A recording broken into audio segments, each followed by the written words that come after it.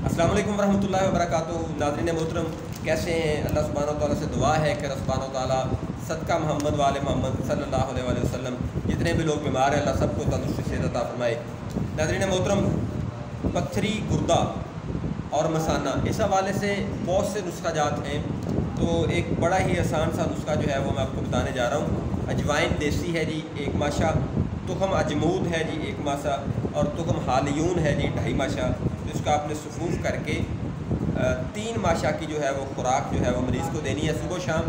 साथ में कोई भी पेशाब आवर शरबत जो है वो आप दे सकते हैं, तो इंशाल्लाह इसका बेहतरीन रिज़ल्ट आपको मिलेगा।